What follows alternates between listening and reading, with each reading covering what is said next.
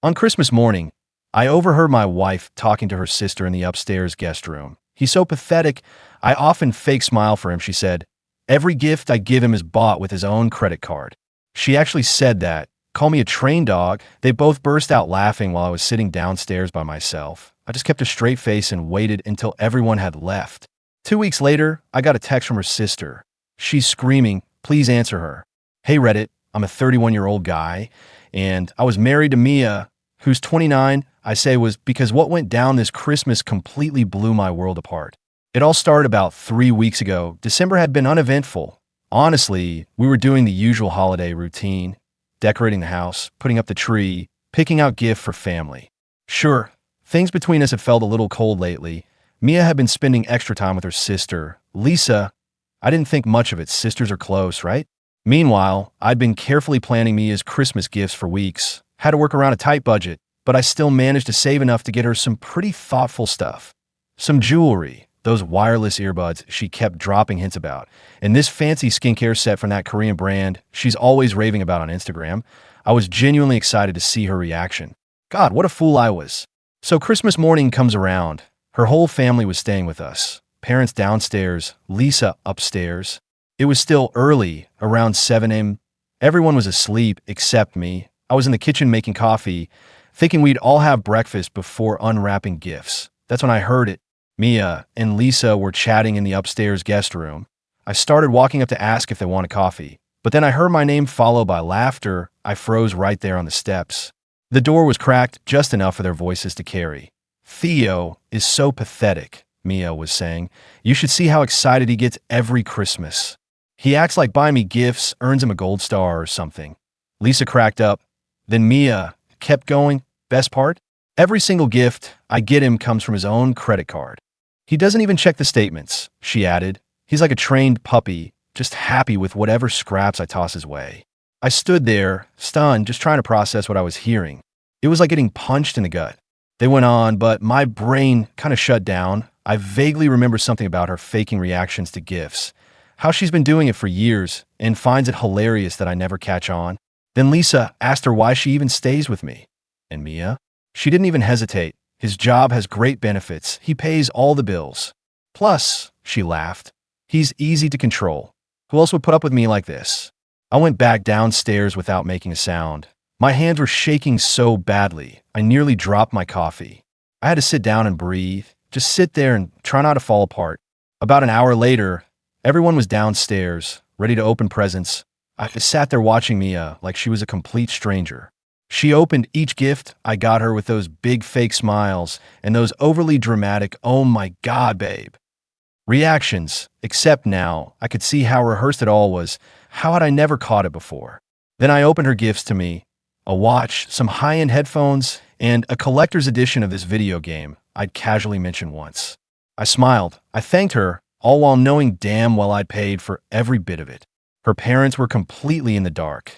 Meanwhile, Lisa kept shooting me these smug little glances every time I spoke. The whole day felt surreal, like I was trapped in some twisted version of reality where nothing was real. When everyone left on the 27th, I finally did something I'd put off for way too long. I sat down and started digging through our finances and Reddit. It wasn't just about the Christmas gifts, it was so much worse. Turns out, Mia had been taking out cash advances from my credit cards for years. She was using her joint account to buy things for herself, telling me they were household expenses. She'd even opened store credit cards in both of our names. Without saying a word, she'd been dipping into our savings too. I found charges for spa days, pricey lunches with Lisa, designer clothes, all while complaining we couldn't afford to fix the bathroom or take the trip I'd been planning. The next few days were a fog. I went through the motions, went to work, came home, acted like everything was business as usual. But inside, I was burning. Mia didn't suspect a thing. She was too busy flaunting her new jewelry on social media, posting stuff like, "Look what my amazing husband got me for Christmas." All the comments were the same. "You're so lucky," and "husband goals." And all I wanted to do was scream. Every night, after she fell asleep, I'd just stare at the ceiling, replaying that conversation in my head. Like a trained dog. That's how she saw me. 5 years of marriage, and to her, I was just an obedient little wallet with legs. I kept digging through her finances, and what I found made my blood boil even more. She was sending money to Lisa, hundreds of dollars every month for what? God knows, probably just because she could. New Year's Eve came around. We were at a friend's party. Mia got drunk, barely said 2 words to me all night, and then demanded I drive her home early because of a so-called headache. The moment we walked through the door, she perked right up and started texting. Probably Lisa again. That was it. Something inside me just snapped into place. I wasn't going to be their joke anymore. I wasn't going to blow up or start a scene. That's exactly what she'd want, something she could twist around to make me the villain. No, I had to be smart. That night, while she passed out from too much champagne, I pulled out my laptop and started making a list. Everything I knew, every account, every password, everything I need to do. Mia had no idea. She was fast asleep upstairs while I was downstairs planning the exit that would flip her whole world upside down. The trained dog? Yeah, he was about to show her a whole new set of tricks. That was 2 weeks ago. Since then, I've been steadily working through my checklist, setting things in motion, adjusting the pieces quietly. Mia noticed I've been a little distant, but I told her it was just stress from a big work project, and she bought it. Because why wouldn't she? In her eyes, I'm still the clueless husband who never looks too closely or asks too many questions. Yesterday, I locked in the final detail I'd been unsure about, something I'd suspected for a while. Can't get into that yet, but let's just say Mia and Lisa's little game. It runs deeper than I first thought. Tomorrow's the turning point. I've already taken a day off work. Mia is heading to Lisa's for the weekend, thinking I'll be home like always, just waiting around, like that obedient little dog she joked about. She has no idea what's coming. And honestly, I've never felt this clear, not angry, not bitter, just sharp calm. It's like every year she's spent taking me for granted has been slowly sharpening this one moment of clarity. I'm not looking for revenge. I'm not even hurt anymore. I'm just ready to show both of them exactly who they've been underestimating all this time. Update. Hey again, Opie here with the follow-up you've all been waiting for. First off, thank you, the comments, the DMs, the awards. I wasn't expecting any of it. Honestly, the support was overwhelming, but it meant everything. So, where do I begin with these last 2 weeks? After I found out what Mia had been doing, I went into this weird emotional state, like unnaturally calm. I was barely sleeping, maybe 4 hours a night, but my mind had never felt so sharp. Every ounce of emotion had funneled into laser focus. The morning after my last post, something unusual happened. Mia asked me if I wanted coffee while she was making hers. She never does that. 5 years of marriage, and not once had she offered. It was so out of character. It practically screamed guilt, like she could sense something had shifted and was trying to play nice. Too little, way too late. First thing I did that day was step out on my lunch break and sit in my car to call the bank. Privacy was key. I changed every password, activated 2-factor authentication, and requested replacement cards. Told them I got sketched out after using my wallet at a local grocery store. I had everything shipped to my office instead of home. When Mia saw a fraud alert on the joint account and texted me in a panic, I told her I just beefed up security after reading about a major data breach online. She didn't even question it. The irony of her suddenly worrying about fraud still makes me laugh. Next move? I started documenting everything. Opened a journal. Real one, not digital, where I logged every detail, took screenshots of our bank activity, credit card statements, even snapped photos of gifts she gave me that I'd actually paid for. At first it was for legal prep, but honestly, it became more than that. It was proof for me. Proof that I wasn't crazy. Each day, I chipped away at the routine, stopped doing her laundry. I used to just toss both our clothes in without thinking. Now I only did mine. Didn't ask her what she wanted for dinner anymore. Went to the gym after work instead of hurrying home. Skipped her friend's birthday dinner. Something the old me never would have done. Pulled back on the check-in text during the day. Nothing big enough to trigger panic. Just small shifts she could definitely feel. By day 4, she finally asked if everything was okay. I just shrugged and blamed it on work again. The old version of me? He would have apologized, over-explained, tried to smooth it over. But that guy's long gone. While I was tweaking the day-to-day, I was also making moves behind the scenes. Found an apartment, nothing fancy, just a 1-bedroom, about 20 minutes away. Used a personal savings account she didn't know existed to pay the deposit and first month's rent. Funny thing, I originally started that account to save up for a surprise anniversary trip. Guess that trip's off the table now. I also reached out to an old college buddy who's a financial advisor, told him we should grab drinks and catch up. That catch up turned into a 3-hour deep dive into my finances. The look on his face when I showed him what Mia had been doing? Priceless. He helped me draw up a step-by-step roadmap for untangling everything: credit, debt, savings, legal prep, the works. And let me tell you, one of the hardest parts through all of this? Keeping a straight face every time Mia said or did something obviously manipulative. Like the night she surprised me with takeout from my favorite spot, paid for it using my card, then acted like I owed her endless praise for the gesture. Or when she complained about how tight things were financially, right after blowing $300 on new clothes. I couldn't stop thinking about all the red flags I'd brushed off over the years. The way she'd get annoyed whenever I asked to check the joint account. How she'd brush off my concerns about budgeting, yet always had something new to show off. Slowly, over time, she'd pulled me away from my friends, especially Jake and Mark. Those girls' weekends with Lisa that always ended up costing more than they should have. And somehow, I was always the one made to feel guilty for buying anything for myself. Speaking of friends, I finally reached out to Jake and Mark for the first time in almost 2 years. Mia used to claim they were bad influences, that they didn't respect our marriage. Turns out, they tried reaching out plenty of times. Mia just told them I was too busy to talk. We met up for drinks, and honestly, it felt like we hadn't missed a beat. I didn't go into everything, but reconnecting like that? It was a breath of fresh air.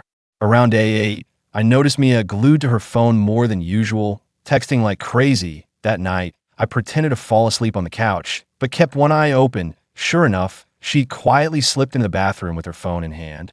The door didn't latch all the way, and I could hear just enough to make out her whispering to Lisa, "Something's up with Theo. He's acting strange. What if he knows?" Lisa told her to relax, that I was too dense to figure anything out. That one comment made it so much easier to lock in my final steps. By day 10, I'd opened new accounts at a completely different bank, switched over my direct deposit, logged all of our assets and what they were worth, grabbed every important document I owned, birth certificate, passport, everything, packed a suitcase with just the essentials and tucked it in the trunk of my car, quiet, clean, no drama. I'd also had my consultation with a divorce attorney. Some of my financial advisor buddy had highly recommended. Mia was definitely starting to feel something shift. She tried initiating sex twice that week, which, given the state of our marriage, was way out of the ordinary. I told her I was exhausted. The look of confusion on her face almost made me laugh. The obedient little dog wasn't jumping through hoops anymore. Then came the Wednesday before everything was set to go down. Lisa came over for dinner. I stayed in character, played the part of the slightly distracted, agreeable husband, chatted a little, cleared the plates, said I had work to finish upstairs. But instead of working, I sat at the top of the stairs, the same place where I'd overheard them on Christmas morning. And wouldn't you know it, they were at it again. Mia said I was distant, quiet, said I wasn't texting her as much, not jumping to do things like I used to. Lisa waved it off, said I was probably just going through a phase. That Mia still had me so tightly wrapped around her finger, there was no way anything had really changed. If only they knew. Friday morning arrived, the big day. Mia was getting ready for her weekend with Lisa. None the wiser. I helped her load her overnight bag into the car, kissed her goodbye like everything was normal. She smiled and said she'd miss me.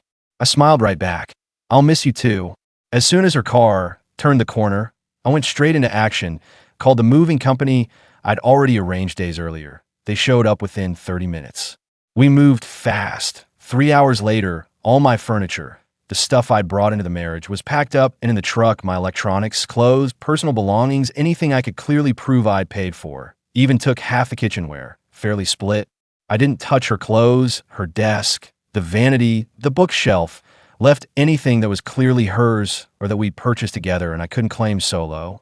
By mid-afternoon, my new place was at least livable, not cozy yet, but everything essential was there. The movers didn't ask questions, just did the job. I tipped them well. Then I went to the bank, withdrew exactly half of our joint savings, not a dollar more. Even though she'd been quietly draining it for years, I wanted everything to be clean, legal, solid. Back at the house, I set the stage. On the dining room table, I'd arranged it all. Copies of her credit card statements, showing every gift she bought me with my money, screenshots of suspicious cash withdrawals, printouts of the Christmas gifts I'd actually bought her, with receipts to prove it. a document showing money she'd transferred to Lisa from our joint account. And yes, an audio recording of their latest conversation, where they call me a trained dog, legal in my state.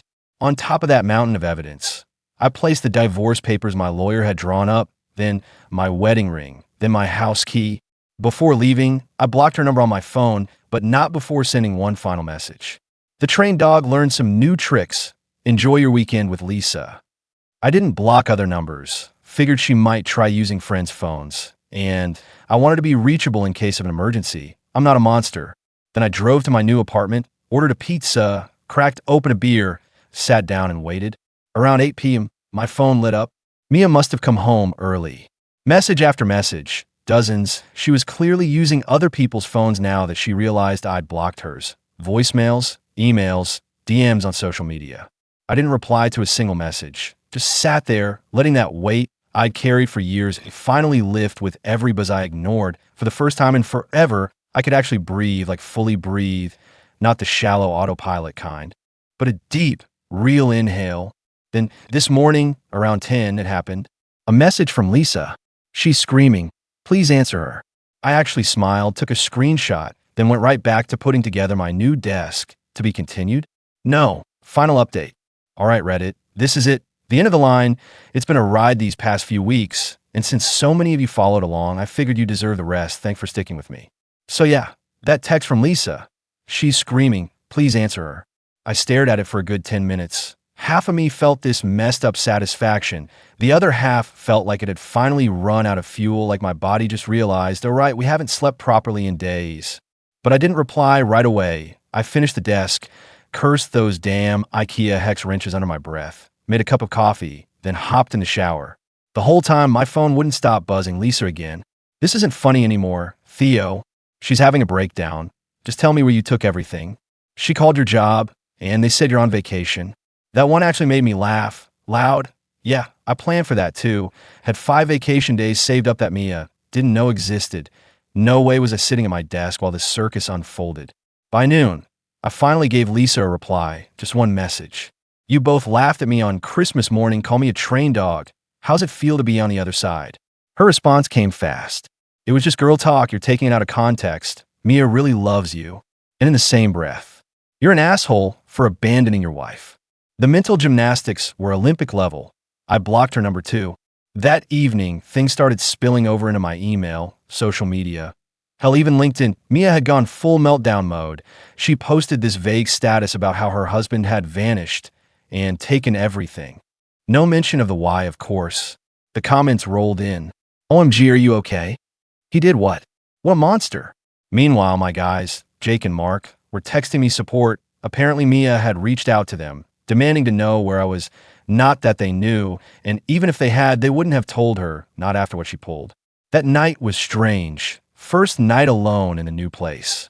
Air mattress on the floor, bed arriving tomorrow. Half-empty boxes everywhere, leftover pizza and silence, like real, unnerving silence after years of Mia's voice, the TV, her calls with Lisa. I ended up putting on a podcast just to have something in the background.